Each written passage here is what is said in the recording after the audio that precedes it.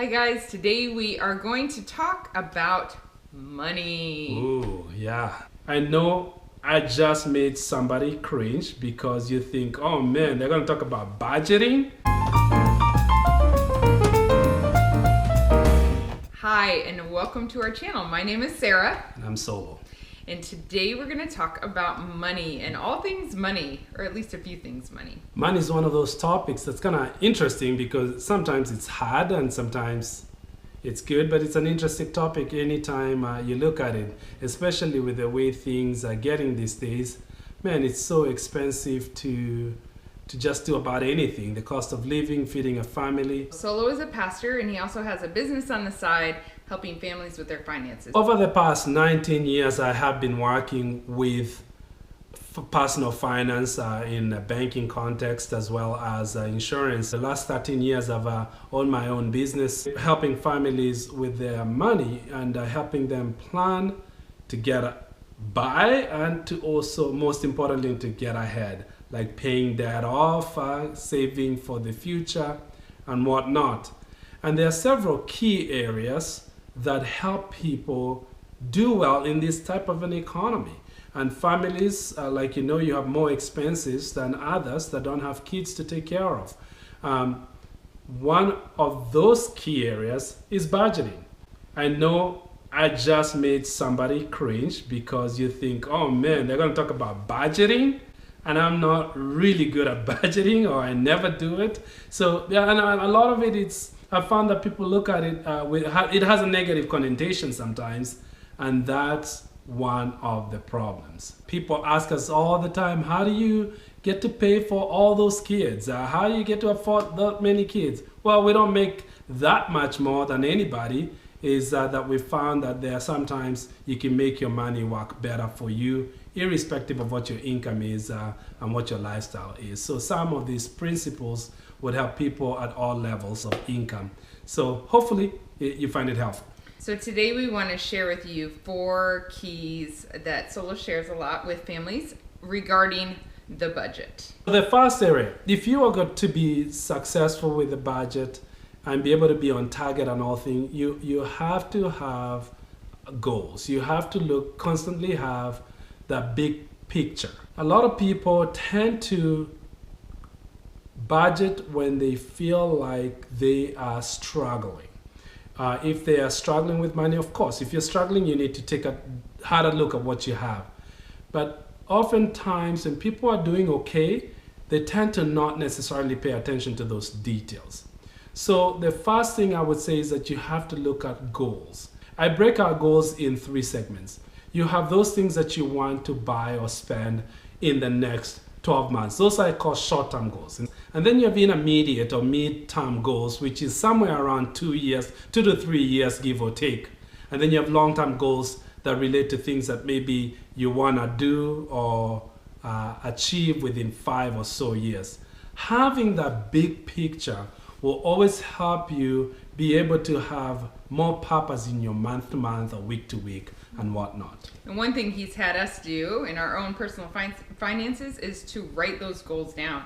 And so it's really exciting then when you see them accomplished and you can cross them off or whatever you're doing or celebrate that, look, we wrote this down a year ago and look, we were able to do it. I always look at everything from a biblical standpoint because, one of the verses in the Bible talks about in Proverbs that submit your plan to the Lord and he'll help you succeed. So I was thinking, well, sometimes we have all these hopes and dreams, but we don't have a plan to submit it to the Lord. So yeah, and the Bible also says, write your vision and make it plain. Exactly. So those 2 principles combined, I think if you have goals, it's so good to write them down where you can see them. It helps you kind of focus and especially when you're living month to month, things happen all the time.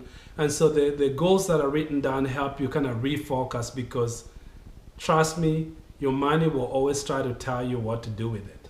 Yeah. The second thing is figuring out where and what you spend your money on.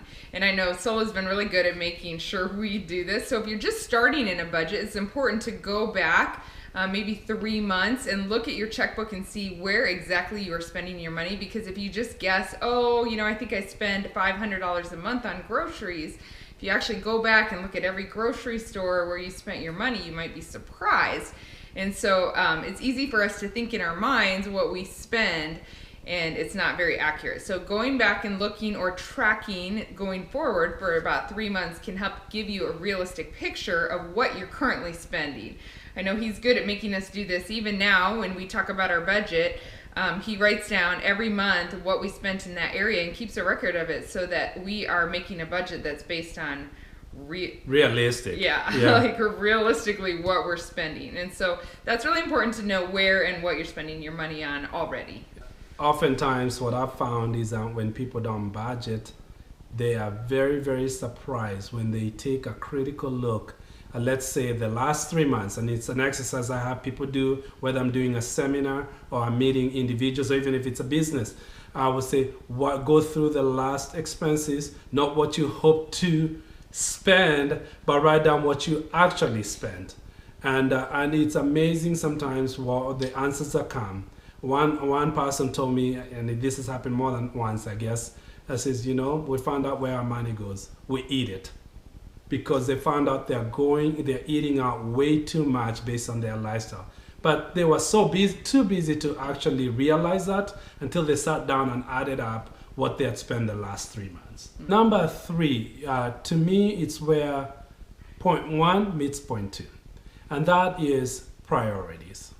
Once you already know what your goals are, and you've identified where your money actually goes, not where you think your money goes, then you have to ask yourself, is my money going at the end of the day to help me achieve what I need to achieve? To help me achieve my goals, whether it's the short-term goals or the long-term goals. Too many times we lose our money on things that really don't matter. When you have that picture in front of you, it makes it very easy to identify and to eliminate things. With priorities, here's the thing. I've never told anybody about where to spend their money. Yes. To me, I think that is your prerogative. You need to decide what's important to you. If you want to spend most of your money skiing or golfing or whatever, that's up to you, and that's fine. Absolutely, because it's your life, you live once. You need to decide what's important to you, and then decide earlier. Decide this is how much I'm going to dedicate towards this cause. And so as far as whether your priority is food or clothing or what, that's up to you. For instance, there have been seasons in our lives where we have chosen to spend more money eating out, and seasons where we wanted to spend less. And it all depends on how quickly we're trying to get to a goal, or what our lifestyle is at that point, what's going on in our family, and we decide, no, right now we need to eat out a little more, it makes our life simpler, or right now we need to cook at home more and make our dollar stretch a little farther. So nothing is bad, it's all depending on what you want. It's just about being more intentional with your money. Absolutely. The key thing, like I said earlier, is you having predetermined how much you're going to dedicate for that cause. So then that helps you stay on it. So you can increase and change things all the time. It's a moving piece. But predetermine how much you're going to spend in a certain area. So when the income comes in, whether it's more or less, it does not matter. The fourth point we wanted to bring out is that when you're married, it goes so far to regularly meet with your spouse and talk about your budget. Even those months where, for instance, like we meet about once a month, we may check in about our budget in between there, but we definitely sit down once a month and talk about our budget. Talking about money together and your goals and how you're meeting them goes so far. So even those months where we feel like, oh, we blew it in several areas or things like that, we are still making so much progress when we are meeting. And we have gone seasons where we have not met a lot and we don't make nearly as much progress as when we meet regularly. It is such a key. Even if you feel like you're not doing great at your budget, you make so much more progress when you are talking openly about your budget on a regular basis. And here's the truth, is that you would find that with couples especially, you have different personalities. And so some people are more inclined to to these type of things than others. And the meetings are not about you're spending this or that. It's really about just being on the same page. You don't have to be a financial guru or even have a lot of interest in it. But my suggestion always to couples is that be involved to some degree with your style, but have regular conversation, real aligning. Hey, this is how much we've budgeted for grocery. Do we want to keep that or do we need to change it? This is how much we budget. So just be on the same page. Never do it solo. Even if one of you is an accountant or is in the finance and stuff, involve your spouse and everybody can add in and chip in. At least their feelings and what their values are.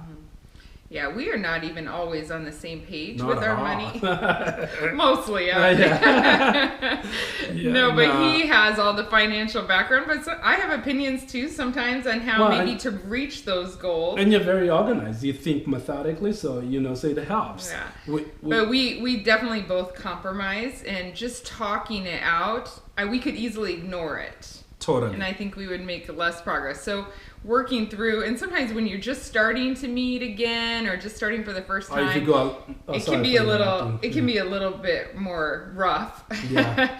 But if you keep doing it, it does get easier and easier. Absolutely. And when you keep your priorities and the big picture, the goals in mind, and those are the same, then you can get there. You figure out how to get through the obstacles where maybe you think a little bit different.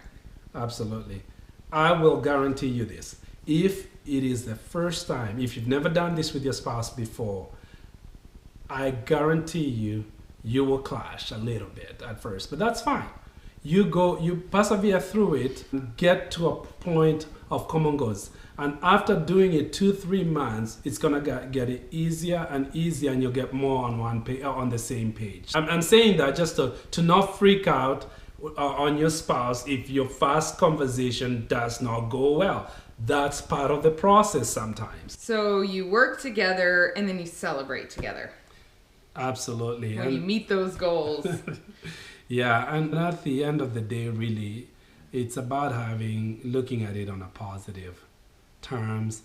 Budgets are not negative. They have been promoted that way by people sometimes. But really, just changing your attitude. It's about telling your money what to do. Just being intentional and preemptive, as opposed to reactive in the way you use your money. So anyway, hopefully this helps. Thanks for watching today, guys, and we will talk to you soon. Bye. Bye.